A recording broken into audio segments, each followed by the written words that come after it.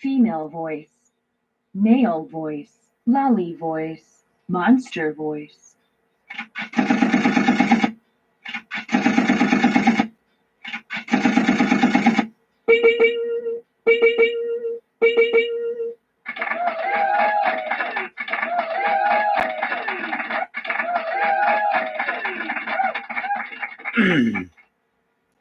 Okay, silipin natin ang time check natin ay 25 minutos pasado alas 8.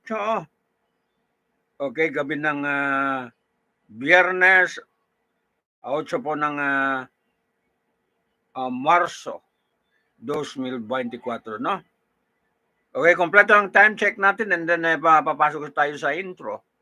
Okay, sa programa Consolidated News, pinag-isa.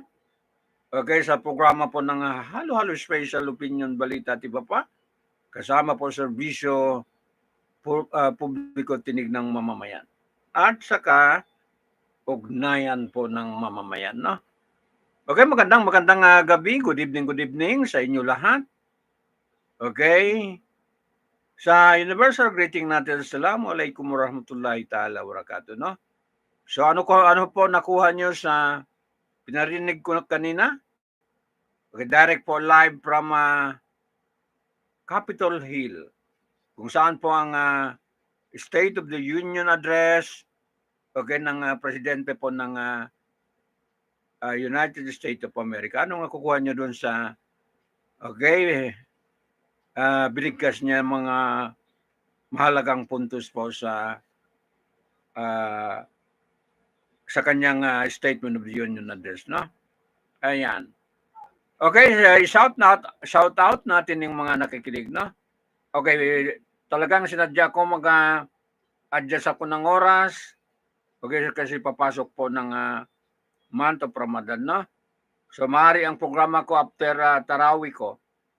After Tarawih, and then bago ko magprograma po ng news, mga suki, mga kababayan, no? Unahin natin ang iftar. Okay, unahin natin ang salatu, yung pagsambayang ng fardo, and then ay magtarawih tayo. Magtarawih ako, kasama ko mga pamilya ko, and then bago ko magbalita mga suki, no? So mag-adjust tayo ng oras, okay, para at least sanay na po ang mga nakikinig sa atin sa bagong oras, no? Okay. So yan po ang pabatid natin. Okay, para hindi po mawala ang ating mga sumusunod. Okay, sumusunod sa programa natin, mga suki, mga kababayan, no? Okay. So, ano ang balita natin sa kasalukuyan? Balikan ko ang Basilan Province, no? Katatapos po ng 50th anniversary, okay, Gordon anniversary, meron lang mga puntos kung gusto ko ipaliwanag, no?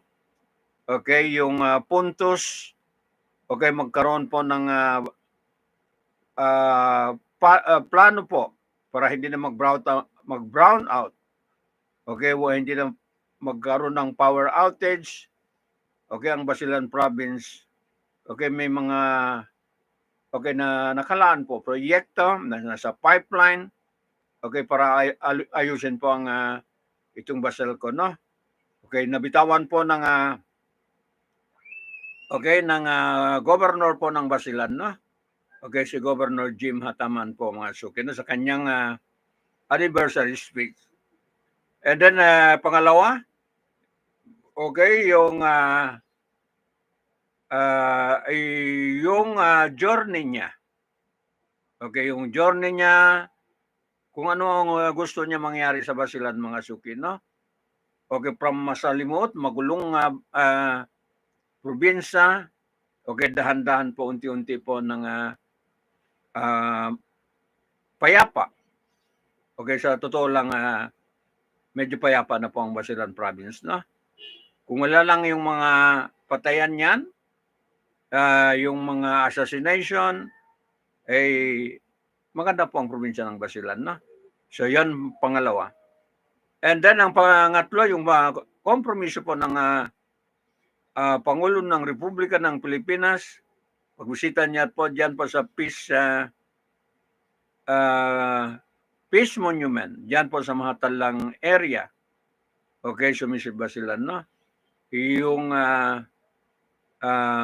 dapat po ay hub, okay, ng food security po ang Basilan Province, no? Kasi marami tayong kayamanan. Okay, laman dagat at saka itong pananim. Okay, pagtanim, mga suki, mga kabayan. Mayaman kasi ang probinsya ng Basilan, no? So, tatlong bagay po yan ng okay, pagkatapos ko i-review ng kanyang speech, ayan po ang mahalaga po. Ang pwede natin may share po sa mga nakikinig, lalo pa sa Basilan Province, no? Okay.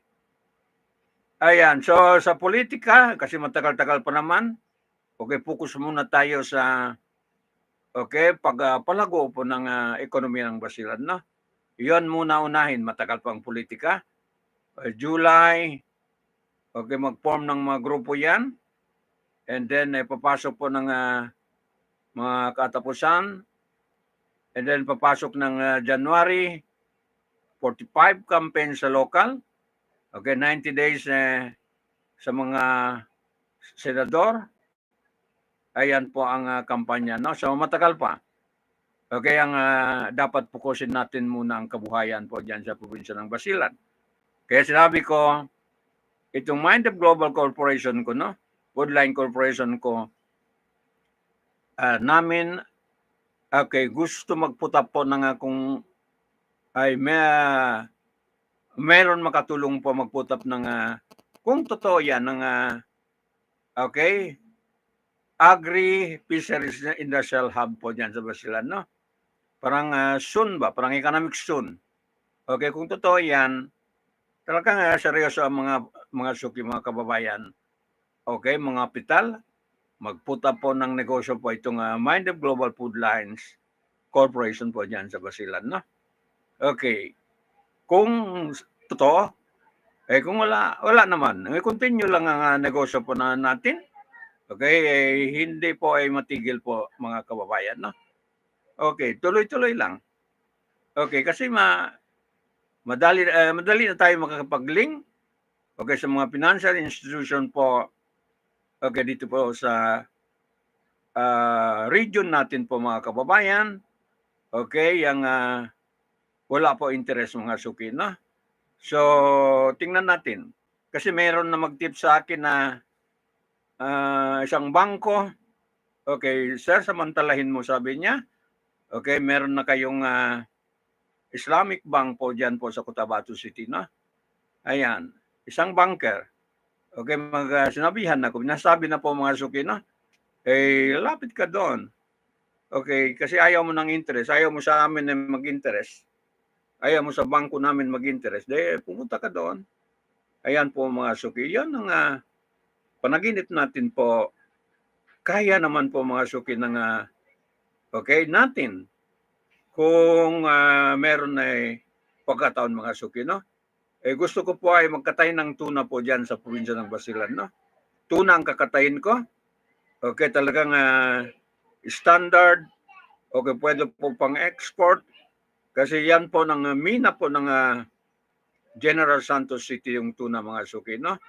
So, matagal ako lingaw-lingaw, sabi ng Bisaya, magtuyok-tuyok. Okay, dyan po si General Santos mga suki, no? Okay, yung fish port nila, pag may mga tuna festival, lagi ako dyan po mag-observe mga suki, mga kabayan, mag-coverage. Kaya nga alam na alam ko ang tuna industry, no? Okay, kailangan lang may mga facilities, okay, yung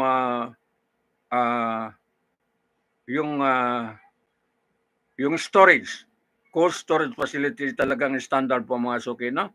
Ang Jensen ay gawa po ng Amerikano at sa gawa po ng Hapon mga suki, mga kababayan, no? Yan. Talagang hindi po ordinary ang mga cold storage nila diyan po sa talagang super standard, no? Kaya accepted. Okay, sa international market itong pagtuna galing sa Jensen, talagang tanggap po ng buong daigdig mga suki, no? Kasi pasado po lahat sa mga reglamento, katulad ng mga mga regulation ng European community, European mga negosyante, sa US, sa Japan. Talagang sinunod nila po ang paano po pag-process ng tuna. Ayan po mga suki, no? So matagal ako dyan. Okay, 10 taon pa ako dyan po sa General Santos. Maghanap buhay po mga kababayan. Alam na alam ko po ang sekreto po ng tuna mga suki, mga kababayan, no? Ayan. So yan ang kung kaya ko pa, yan po ang balakin ko, magkataya ko ng tuna po sa probinsya ng Basilan po mga suki, mga kababayan, no? Okay, malaking negosyo po mga suki, no? Ang tuna industry. Ayan. So yan po ang unang balita natin sa gabing ito, no? Okay, may corporation tayo. Okay, legit na corporation, may mga papeles lahat, resibo, BIR, mayor's permit, ano pang kulang? Yung mga requisito na lang pag-export. Okay, kayang-kaya po ng Mind of Global gawain yan mga suki, no? Okay, kayang-kaya. Mga requisito proseso, kung saan nalapit, alam na alam niya po mga suki, no? Ayan. Kasi nakaumpisa na rin, kahit sa mga domestic, okay, nakaumpisa po hanap buhay, no? Kaya dati ang Mind of Global Food Lines, okay, magtinda po ng kakanin mga suki, no? Hulma, okay, kung ano naman ay para lang makapera, makasurvive, no? Okay, sa mabuting paraan po mga suki, okay, mga kababayan. Ayan. Yan.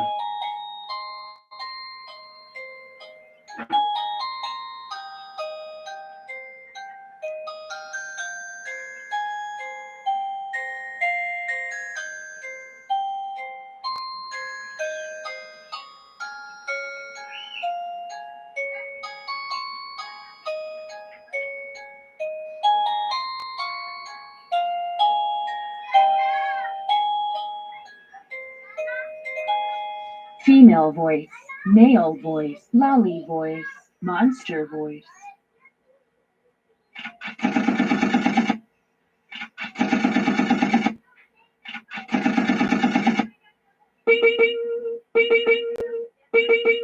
Kasi ang ng Basilan, raw materials niya, okay, maraming itong galing po sa dagat, no? Lamang dagat, isda, okay, mga shell, okay, mga agal-agar, marami po. Okay, maliban po sa produkto po sa taas sa lupa. Pero karamihan po, okay, itong lamang dagat. No, meron mga sanctuary, okay, ng tuna diyan po sa area po ng Arbarca Municipality, no? Sa karagatan po ng Arbarca Municipality. Okay, meron sanctuary. At saka diyan po sa Tabuan-Lasan, mga kababayan, no? Okay, alam na alam yan okay, sa mga fishing industry, alam nila. Pero natakot sila minsan ay pupunta diyan po. Alam mo naman ang istorya ng Basilan, no? Ayan. So, very potential mga kababayan, no? Basta hanap buhay sa Okay, parang pangmatagalan. Okay, hindi one day millionaire. Okay, ngayon ay may pera, pagbukas wala na. Yung gusto natin ay sustainable po mga kababayan na panghabang panahon. Okay, ang negosyo pong asuki, wala na si Abdul Jaman Damahan. Nandiyan ang mga anak niya, nandiyan ang mga apo niya. Okay, kasi itong Mind of Global Food Lines, hindi po ito mag-expire, no? In-apply ko sa Security Exchange Commission na hindi mag-expire. Kahit sino pang angkan ko po mga kababayan, pwede pakinabangan nila itong permit itong mga suki, no? Okay, infinite, forever. Okay, yan po pag-apply ko po ng registration sa Security Exchange Commission. Kahit mamatay na ako, okay, pero yung permit ito ay habang buhay po mga suki, no? Pakinabangan nila. Bahala na sila. Okay, bahala na po itong susunod na generation, susunod na galing sa lahi ko, bahala na sila. Okay. Pag mawala na tayo dito sa daigdig mga suki, no? Ayan, infinite, forever, ang Mind of Global Food Lines. Kasi tinanong ako ng SEC, anong gusto mo? 50 years lang? Sabi ko hindi. Kung pwede ay gawin mo ng habang buhay ang Mind of Global Food Lines, no? Wala akong kayamanan ibigay sa pamilya ko, yung permit na lang yan para pakinabangan. Ngayon okay, pinapakinabangan na nila, ginamit na nila. Okay, mga anak ko ang permit yan mga suki, no? Okay, ginamit na nila. Okay, kinapitalan. Kinapitalan po ng malaki-laki na ang kapital. Okay, milyon natin itong kapital mga suki ng Mind of Global Food Lines, no? Both online at saka itong mga physical store niya, no? May balak pa nga mag-expand Ayan. So, yan po ang kasaysayan ng 500 pesos. Kapital po ng Mind of Global Food Lines. Okay. Ay, lakas loob lang mga suki, no? DTI permit lang 500 pesos po ang una ng permit po ng Mind of Global Food Lines, no? Walang malapitan. Talo sa politik, bankrupt, nabenta lahat, benta moto, nabenta kotse, lahat bankrupt. Tapos sinaway pa ng pamilya mga kababayan. Kaya lumayas. Okay. Sinisisi. Lumayas. Para wala lang samok, sabi ng Bisaya, no? Bankrupt. Okay. Bankrupt po dahil sa politika to. Ayan. So, kaya experience ba? Kung meron lang akong panahon ang gagawa ng libro, gawa ko talaga ng libro sa kasaysayan natin, no? Ayan. Bankrupt. Totally bankrupt mga suki. Ayan. Politics.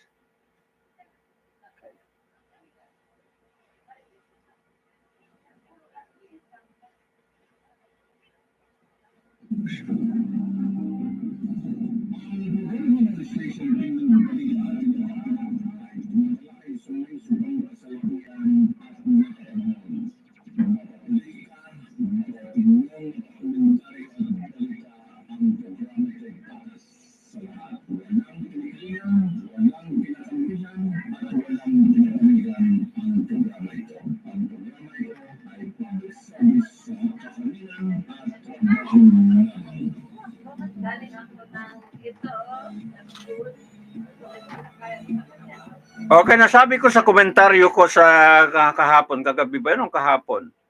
Okay, itong si Yusuf Palano po ng Lantawan Municipality. Okay, magandang pangalan niya po sa sosyedad, no? Okay. Lagi ko inulit-ulit isang valedictorian, nag-aral po ng Basilan National High School. Sabi ko, pwede yan itulak po sa Kongreso. Nasabi ko yon. Okay. May potential po, okay, sa Kongreso mga suki, no? Okay, at saka medyo ay medyo disyente po mga kababayan, no? Okay, pagkatao niya. Kung check mo yung profile niya, okay, talagang wala kang masasabi mga suki, no? Okay, bueno gente sabi po ng Chabacano. Bueno gente po itong si Yusuf Palano, no? Okay, wala mga kasaysayan na merong mga ginawa na hindi mabuti sa kapwa, no? Okay, sa sosyedad. Okay. Malinis ang pangalan, no? Okay, kaya nasabi ko yon. Okay, sino kaya ka mga katandem niya? Okay, saan linyada niya? Kay Jim Hataman? Jim Saliman? J.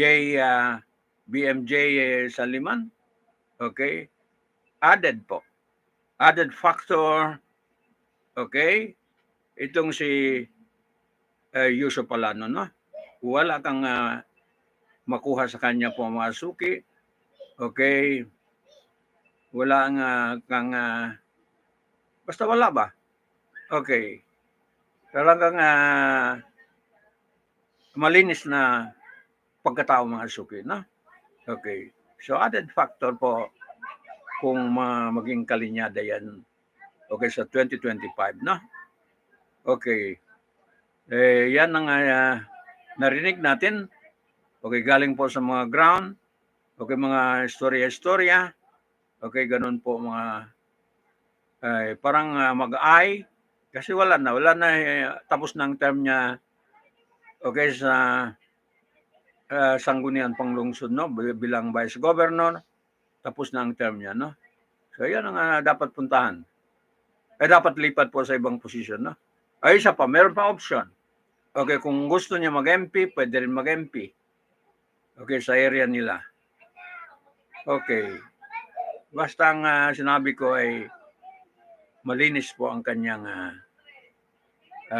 pangalan po sa sosyedad, no? Okay. So, sinabi ko lang. Ayan po ang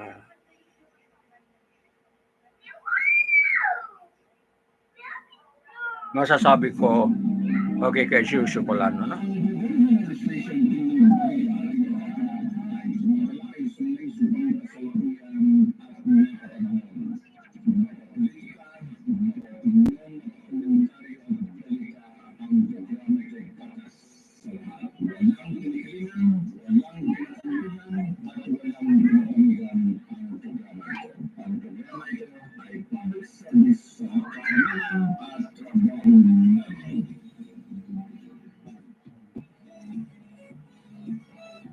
Palakpakan natin si Yusuf Palano, no?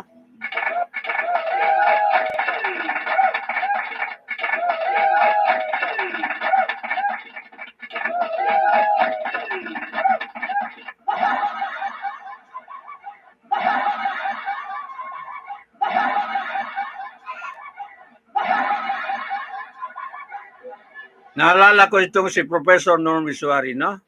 Tungkol kay Bongbong Marcos, no? Ang kasalanan, sabi ng ama, hindi po kasalanan ng anak, no? Okay. Yan ang banner campaign niya nung magkampanya po for Bongbong Marcos, no?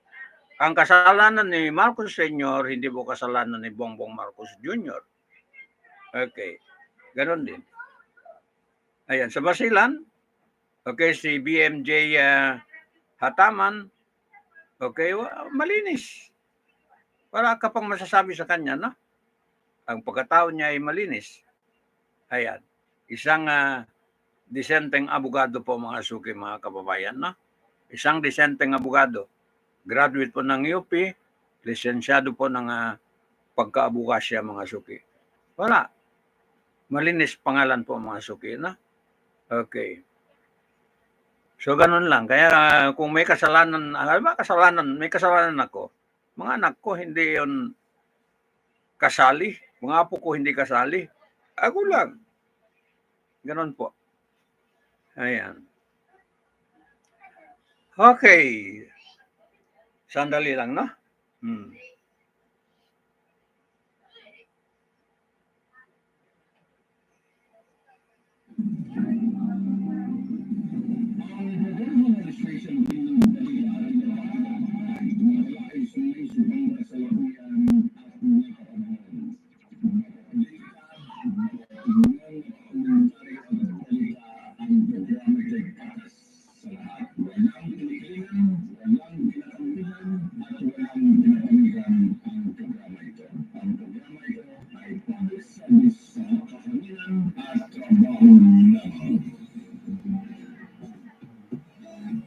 Kaya mahirap po pag meron ka ng masamang tinapay, mga suki, no?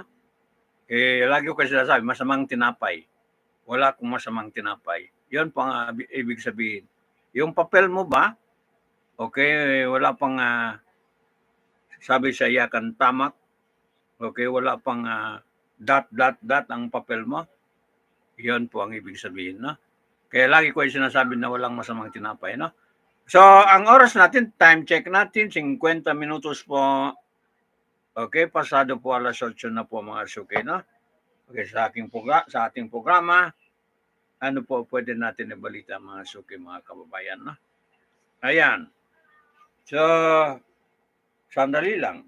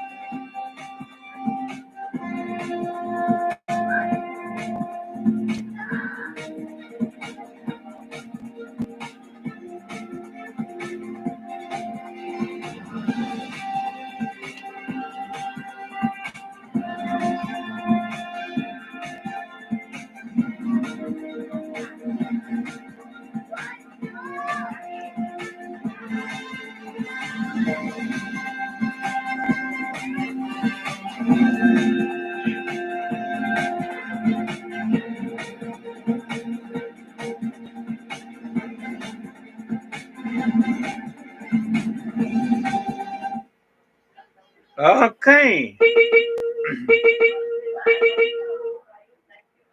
Sabi po ng Bangko Sentral ng Pilipinas, only 2 of the 6 PH digital bank are profitable. Ibig sabihin ng 4, lugi, no? So, basahin po natin detalye ng balita ito, mga kababayan, no? Okay, para aware tayo kung saan tayo mag-put up ng kwarta natin, mga suki, no? Okay. Lugi ang stock market kanina, no? Ayan. Okay, Manila Bank, only 2 of the 6 digital bank the country are profitable with losses likely to persist in the medium term as the nascent industry continues to find the right business model for their target market with a largely untested credit profile. Anong bangko ito, mga suki, ang dalawa ang tumubo? Ayan. Okay, there are two among the six banks that are profitable, but the expectation is that it would take about 5 to 7 years before data bank become profitable. Bago Sentral ng Pilipinas, okay, BSP, Director Mercer, sino to? Plabasan, said at a press conference, mga suki, no? Okay, anong bangko? Okay. Okay, the Bangko Sentral ng Pilipinas declined to identify, tinatago pa, no? Pinaprotektahan po para hindi po malugi lahat ng mga bangko dito, no? The Bangko Sentral ng Pilipinas declined to identify the two, but the six digital banks operating in the country are Uno Digital Bank, nako, Uno Digital Bank, Union Digital Bank, GoTime, Overseas Filipino Bank, of a state-run Land Bank of the Philippines, okay, Tonic Digital Bank, and Maya Bank. Yan po mga supid, no? Dami palang okay, digital bank dito sa atin mga supid, mga kababayan, na. Okay, mabuti hindi nabanggit po kung saan ako maghanap buhay po mga supid, no? Kinakabahan ako. Okay. The most are not profitable yet. It's not unique to the Philippines. No. Ayan. Okay, Plabasan shared that today only 5% of digital bank globally are profitable. So we are expecting that there will be losses, said Plabasan, adding that the Bangko Sentral ng Pilipinas does not expect that some will be out of the red in 5 to 7 years. Mabuti naman. Ayan po mga online banking kasi ito, no? Okay. Halimbawa, May Bank of the Philippines, no? Okay, isa sa mga online banking. Okay, at saka itong CIMB Bank. Ayan po. Okay, the struggle to turn profitable stem from digital bank problem with their lending activities, BSP Governor Eli Remoluna Jr. said at the same news briefing. Okay, data from the Bangko Sentral ng Pilipinas showed that 14.49% of the entire credit portfolio of a digital bank had turned short in 2023, significantly higher than the 3.24% ratio recorded for the entire Philippine banking industry. So yan po ang hindi po pinangalanan nila, na. Okay, para naman protektahan po na hindi tuluyan malugi, na. Okay, the problem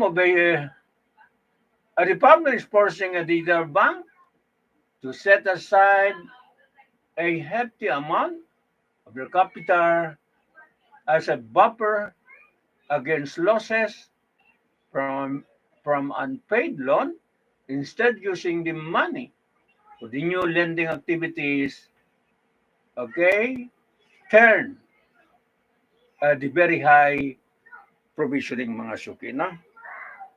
Ayan. So, sana hindi malugi, no? Okay. Ayan.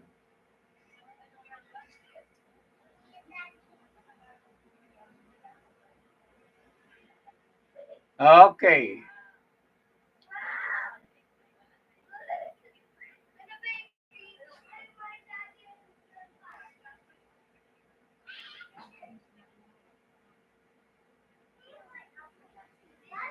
Okay, the problem is forcing a digital bank to set aside hefty amount of their capital as a buffer against losses from unpaid loan instead of using the money, okay, for new lending activities.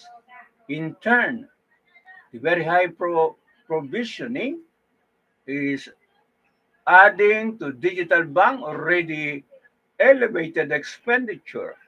Ayan po mga suki, no? Okay, for the reason, Remolona Jr. said that where digital bank are ano ito, are doing well in raising a deposit online, the Bangko Sentral ng Pilipinas is not yet comfortable with the industry's overall performance, a deciding factor for regulators to welcome new player or not. Ayan po mga suki, no? Ayan. Okay. I think many are interested, quite a few are interested, and they can wait for us to open it up. The Bangko Sentral ng Pilipinas chief said, we are looking at what's going on and we are trying to understand the new business model that they bring. Okay, moratorium in 2021, the Bangko Sentral ng Pilipinas imposed a 3 years moratorium on application for a digital banking license to give the regulator enough time to monitor the performance of this new breed of lenders and their impact on the financial system. The central bank will release an industry report within the first quarter of the year. Ayan po mga suki, na? Ayan. Plabasan said the upcoming industry report of the Bangko Sentral ng Pilipinas would include recommendation on whether the time is right to accept more players in the industry. Ayan.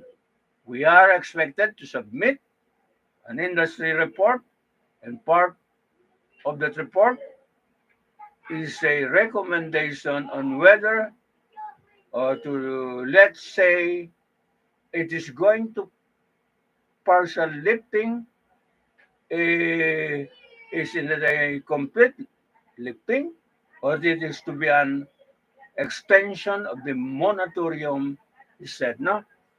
Okay, para sa akin, okay, Mr. BSP Governor Remolona Jr., okay, maganda man ang ginagalawan natin sa digital banking online, no? Okay, maganda man. Kailangan lang i-improve po may pagkukulang. Okay, improve lang, no? Yung mga existing na, okay, yung mga pagbangkuhan natin sa mga, okay, digital banking, bank online, dito lang ako sa studio ko, pwede na ako mag-deposit ng pera ko kung saan ako maka-open ng accounts po ng digital banking, no? Dito lang ko sa, okay, sa loob ng studio ko. Hindi na ako problema po pa magasolina pa, mamasahe papunta doon sa, halimbawa kung saan ang bangko ko, no? By ay mga digital wallet, okay, mga e-wallet, pwede na ako mag-transfer ng amount po doon sa mag-deposit, okay, mag-withdraw doon po sa bangko ko, mga kababayan, na. Ang kailangan lang kung meron pagkukulang, Mr. Molona Jr., ay mga reglamento lang, no? Yung regulation para ma-shape po yung mga magbangko po sa digital banking, no? Pero yung ibig sabihin mo, kakumbinyan na, tapos tanggalin mo pa, problema yon, Mr. Remolona Jr., no? Hindi tanggalin, improve lang. Okay, pamagitan po ng mga banking monetary policy, no? Bangko Sentral ng Pilipinas Monetary Policies. Okay. Yan lang ang kailangan. Pero yung tanggalin mo, okay, i-restricted mo, hindi ata yun maigi mga suki, no? Okay. Katulad mga global banking, okay, hindi po maigi yun na pigilan mo. Ayusin lang. Ayusin lang ng batas, ayusin lang ng policy, ayusin lahat mga suki, no? O pero hindi tanggalin. Yun lang panawagan natin, direct panawagan po kay Bangko Sentral ng Pilipinas Governor Eli Remolona Jr., no? Ayusin. Okay. Ayusin, hindi po tanggalin. Improve ang quality ng digital banking, no? Kasi papasok na rin tayo sa digital banking mga suki, mga kababayan, no? Ayan. Okay, but so far, the 6 digital banks have already generated around 8.7 million deposit accounts, which represent around 7% of the total of the Philippine Bank added. So, ayusin lang ito, no? So, maraming deposito po. Okay, itong mga digital. Kasama na ko sa mag-deposit po sa digital banking, no? Okay. Tamad na ako mga kababayan magpunta pa ron, mamasahe pa, mainit. Okay? Kaya nga, ay ginawa natin po mag-digital na lang, no? Kasi hindi naman marami ang pera ko. Ayan. Pero kailangan po sa mga transaction, kailangan sa mga bill, kailangan kung ano po ang digital banking, no? Hindi ka napagod. Dito ka sa studio mo, okay, kahit makahiga-higa ka doon sa higaan mo, pwede ka na makatransact, Mr. Okay, Eli Remolona Jr., mga kababayan, no? Okay. So, yan lang ang ma-recommend ko. Okay, masasabi ko sa digital banking, no? Hindi tanggalin. Okay, pagandahin lang mga suki, na. Hindi restricted. Improve. Equality ang serbisyo po ng digital banking, no? Ayan. Kasi napaka-convenient, no? Okay? Katulad na natin ito pag maglakad maikli na ang paglakad natin, ang tikang natin maikli na. Hirap na makakilos pupunta pa sa malayo. Dito lang ako sa bahay, sa studio. Mag-transact na lang ako sa e-wallet ko. Ipapasok ang kita ko sa digital banking, mga suki, no? Ayan. So, yan ang may tulong natin po sa pamahalaan ng Pilipinas, no? Ayan. Okay, saan na tayo pupunta? Sandali lang, okay, bigay ko muna ng pause ang hininga ko. Ayan. Ayan.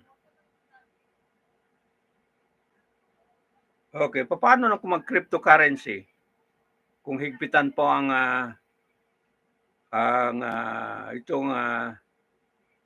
hindi na ako maka-cryptocurrency. Okay, kung higpitan po ang digital banking, no? Dalawang account ko ang sa crypto, ang isa hindi ma-open, no?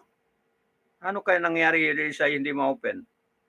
Tapos may pera pa ron, hindi ko na mapakinabangan. Okay, yung isa, okay. Problema talaga. So, okay. Solution, hindi puro problema po ang bibigay ng pamahalaan natin, na. Ayan. Solution. Ano ba mga banking sector? Kung paano tayo maging convenient po, okay, sa servisyo nila, no? Okay. Hindi naman marami sa akin. Pero yun na nga. 24/7 umiikot po. Pagbayad ko ng bill, pagbayad ko ng software, pagbayad ng lahat. Ayan. Okay. Ginagastusan itong studio natin, no? Pamagitan ng mga software, walang peke ang software ko, no? Hindi ako mag-clone ng mga software. binabayaran lahat po ang super ko dito. Ayan. Kaya mabilis ang information dito sa akin. Dahil mga original po ang super natin, na. Ayan.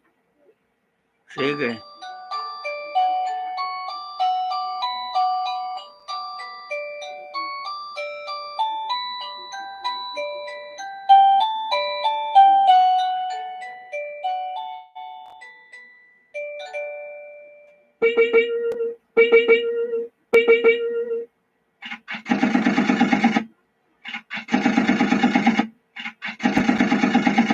Female voice, male voice, lolly voice, monster voice. Okay, at saka yung makita-kita natin hindi money laundering, legal na kita po mga kababayan, no? Galing sa pawis. Ayaw rin natin po mga ganon. Okay, mga money laundering.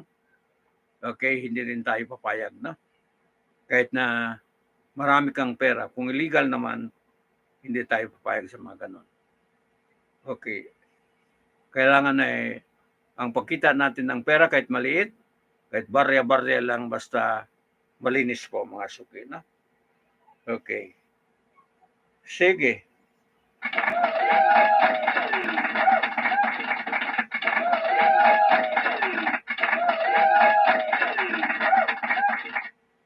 Awesome! Awesome! Awesome! Ayan po mga suki, mga kababayan, sandali lang. Balikan po natin pa kung meron pa. Okay? May balita natin, no?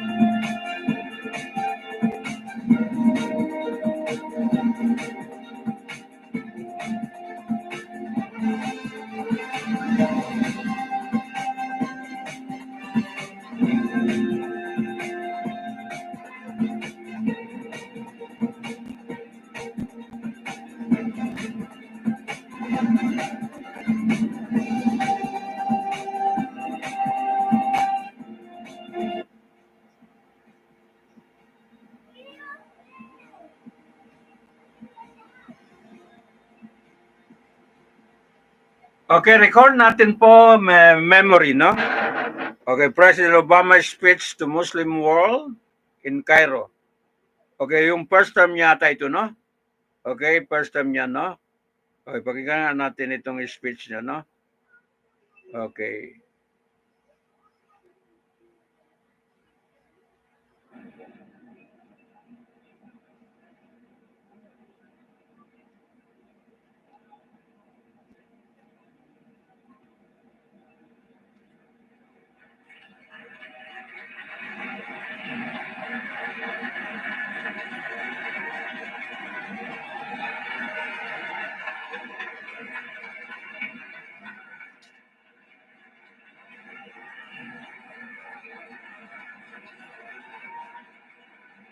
Ladies and gentlemen, the President of the United States.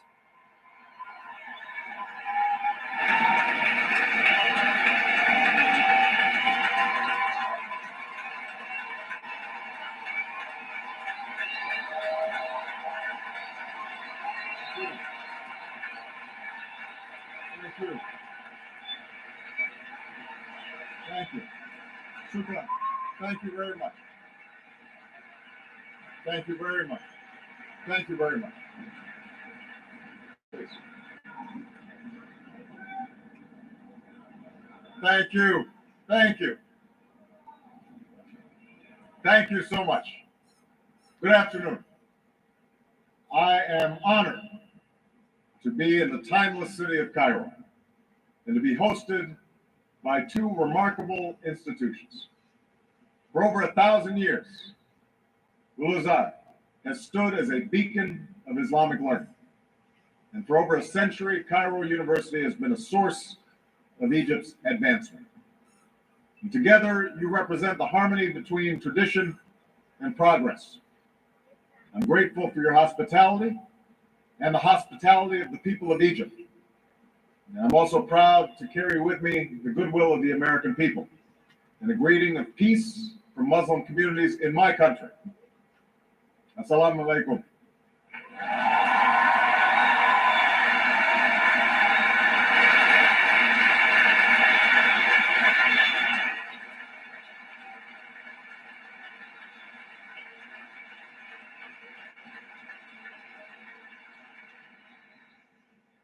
We meet at a time of great tension between the United States and Muslims around the world. Tension rooted in historical forces that go beyond any current policy debate. The relationship between Islam and the West includes centuries of coexistence and cooperation, but also conflict and religious wars. More recently, tension has been fed by colonialism that denied rights and opportunities to many Muslims, and a Cold War in which Muslim majority countries were too often treated as proxies without regard to their own aspirations. Moreover, the sweeping change brought by modernity and globalization led many Muslims to view the West as hostile to the traditions of Islam. Violent extremists have exploited these tensions in a small but potent minority of Muslims. The attacks of September 11th, 2001, and the continued efforts of these extremists to engage in violence against civilians has led some in my country to view Islam as inevitably hostile not only to America and Western countries, but also to human rights. All this has bred more fear and more mistrust.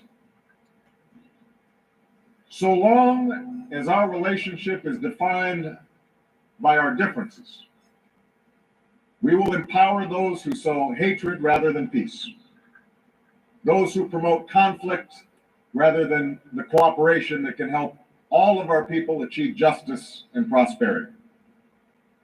And this cycle of suspicion and discord must end. I've come here to Cairo to seek a new beginning between the United States and Muslims around the world, one based on mutual interest and mutual respect, and one based upon the truth that America and Islam are not exclusive and need not be in competition. Instead, they overlap and share common principles of justice and progress, tolerance, and the dignity of all human beings.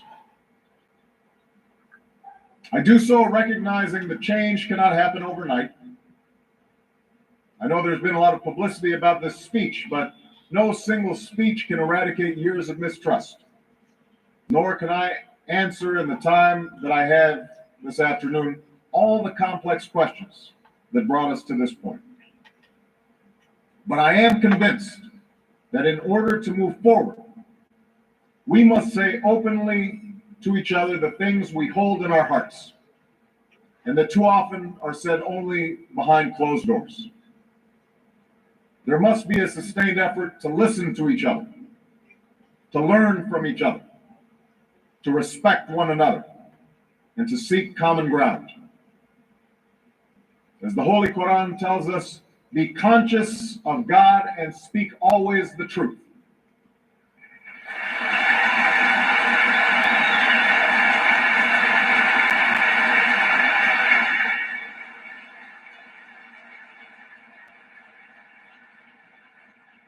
That is what I will try to do today, to speak the truth as best I can, humbled by the task before us, and firm in my belief that the interests we share as human beings are far more powerful than the forces that drive us apart.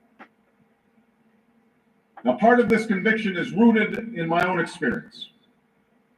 I'm a Christian, but my father came from a Kenyan family that includes generations of Muslims. As a boy, I spent several years in Indonesia and heard the call of the azan at the break of dawn and at the fall of dusk. As a young man, I worked in Chicago communities where many found dignity and peace in their Muslim faith. As a student of history, I also know civilization's debt to Islam. It was Islam at places like Uluzan that carried the light of learning through so many centuries, paving the way for Europe's Renaissance and Enlightenment. It was innovation in Muslim communities.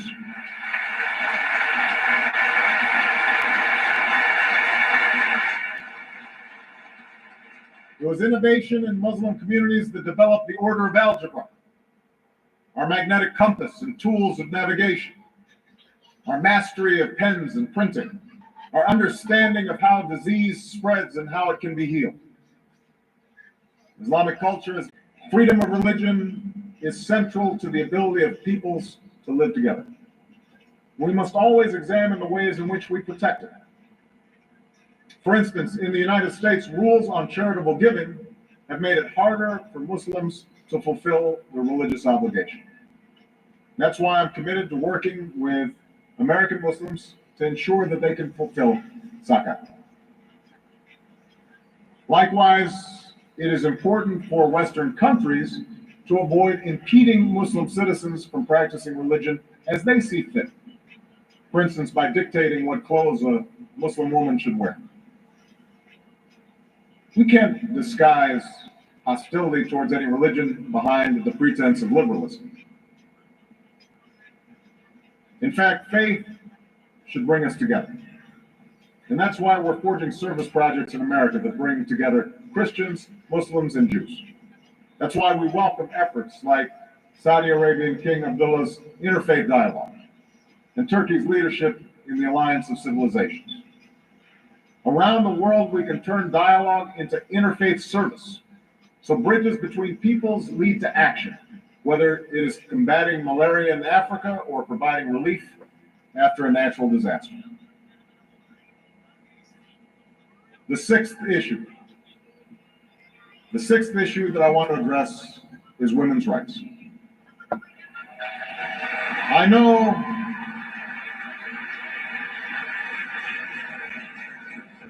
know, and you can tell from this audience, that there is a healthy debate about this issue.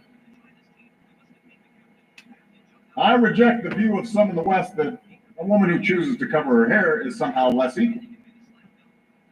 But I do believe that a woman who is denied an education is denied equality.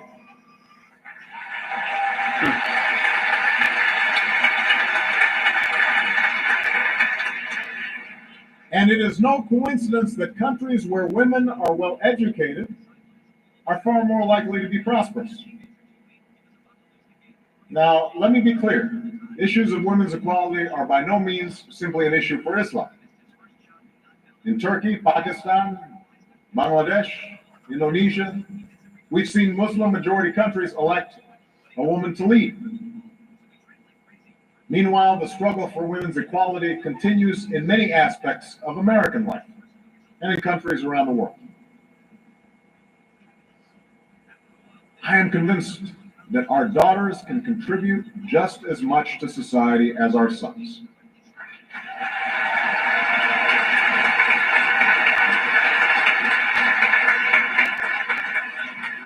Our common prosperity will be advanced by allowing all humanity, men and women, to reach their full potential. I do not believe that women must make the same choices as men in order to be equal. And I respect those women who choose to live their lives in traditional roles. But it should be their choice. And that is why the United States will partner with any Muslim majority country to support expanded literacy for girls and to help young women pursue employment through microfinancing that helps people live their dreams.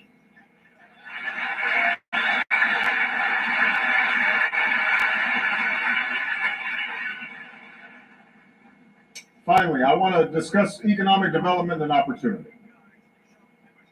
I know that for many, the face of globalization is contradictory. The internet and television can bring knowledge and information, but also offensive sexuality and mindless violence into the home.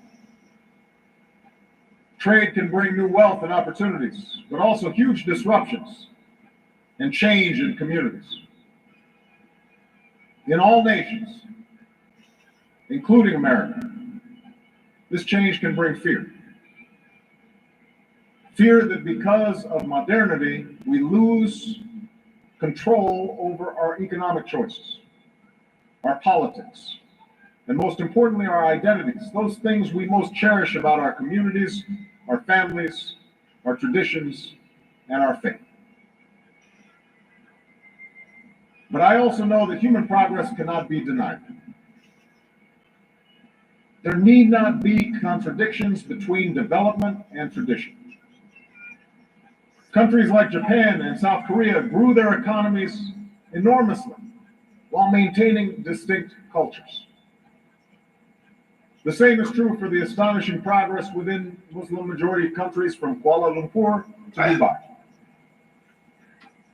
In ancient times and in our times, Muslim communities have been at the forefront of innovation and education. And this is important because no development strategy can be based only upon what comes out of the ground, nor can it be sustained while young people are out of work. Many Gulf states have enjoyed great wealth as a consequence of oil, and some are beginning to focus it on broader development. But all of us must recognize that education and innovation will be the currency of the 21st century. And in too many Muslim communities, there remains underinvestment in these areas. I'm emphasizing such investment within my own country. And while America in the past has focused on oil and gas when it comes to this part of the world, we now seek a broader engagement. On education, we will expand exchange programs and increase scholarships, like the one that brought my father to America.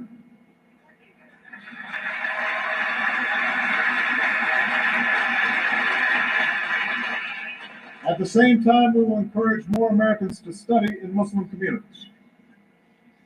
And we will match promising Muslim students with internships in America, invest in online learning for teachers and children around the world, and create a new online network so a young person in Kansas can communicate instantly with a young person in Cairo. On economic development, we will create a new corps of business volunteers to partner with counterparts in Muslim majority countries. And I will host a summit on entrepreneurship this year to identify how we can deepen ties between business leaders, foundations, and social entrepreneurs in the United States and Muslim communities around the world. On science and technology, we will launch a new fund to support technological development in Muslim majority countries and to help transfer ideas to the marketplace so they can create more jobs. We'll open centers of scientific excellence in Africa, the Middle East, and Southeast Asia, and appoint new science envoys to collaborate on programs that develop new sources of energy, create green jobs, digitize records, clean water, grow new crops.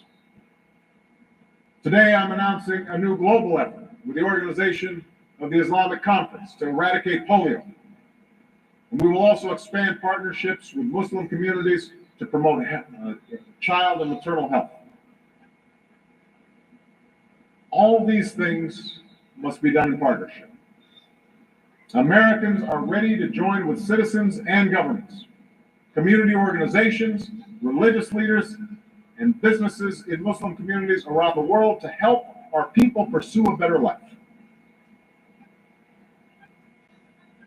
And the issues that I have described will not be easy to address. And we have a responsibility to join together on behalf of the world that we seek. A world where extremists no longer threaten our people, and American troops have come home. A world where Israelis and Palestinians are each secure in a state of their own, and nuclear energy is used for peaceful purposes.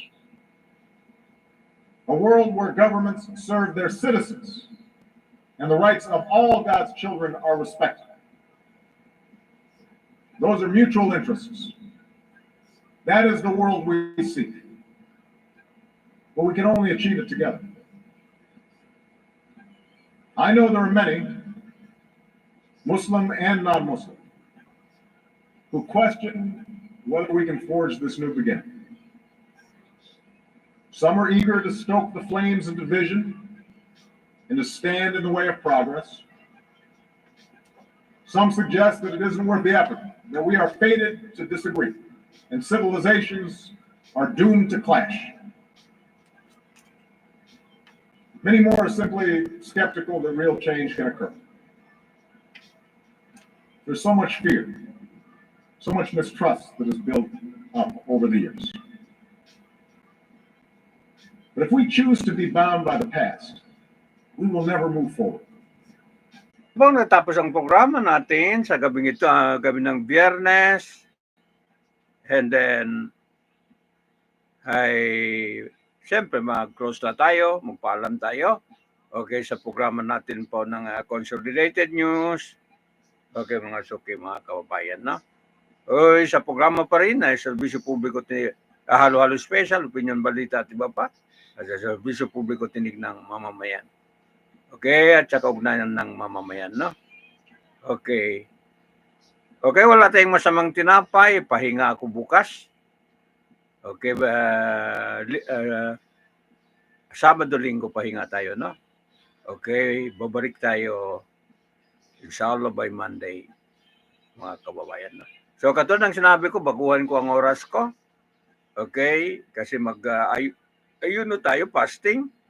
Okay, late po ang news natin, no? Okay. Para hindi po apektado ang pag-ayuno natin, Ramadan natin, no? Okay. Sige, mga suki. Almost 2 hours po ang ginamit dito sa okay? Sa pag-servisyo natin sa kapwa, no? Yung lecture yon. Okay? Maaari po kapulutan ng mga magandang aral, okay, ni former President Barack Obama, no? Ayan. Inisa-isa niya kung anong problema po ng mga lipunan natin sa daigdig, no? Okay. Well-researched yung ang speech niya, no? Okay. Inisa-isa niya bakit ang mga world community, world global citizen magkaganito, mga suki, no? Okay. Dahil din sa atin. Sa atin din ito eh. Problema ng daigdig, sa atin din. Hindi po ibang tao. Tayo po lahat ng problema ng daigdig, no? Kaya. Okay, paano ba? Paalam tayo. Okay, this has been Abs naman lamang po. Okay, bye-bye na. Babalik tayo by Monday. Kung wala naman importante bukas, no? Ayan.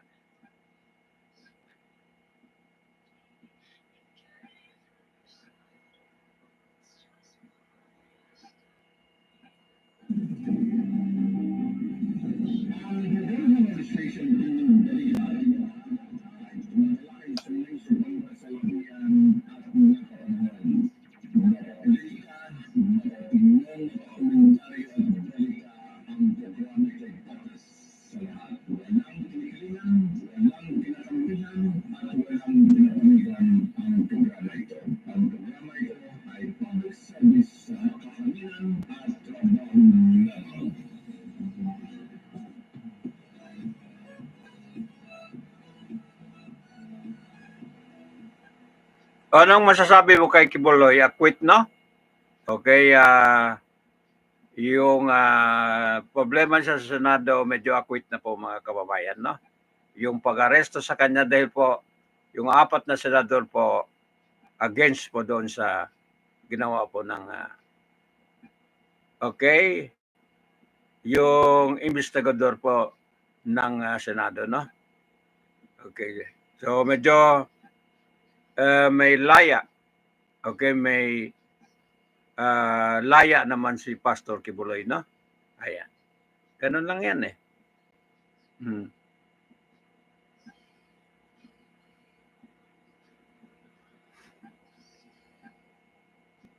Female voice, male voice, lolly voice, monster voice.